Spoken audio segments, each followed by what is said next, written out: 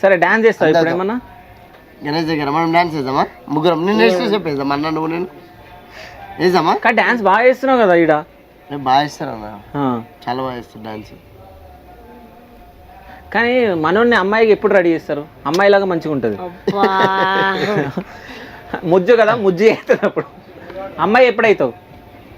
అమ్మాయిలాగా ఎప్పుడైతావు? అమ్మాయిలాగా ready చేయాలంట నేను, కమ్మలు పెట్టి అవన్నీ పెట్టి. ఎందుకు అమ్మాయి అంటే ఇష్టం లేదా నీకు?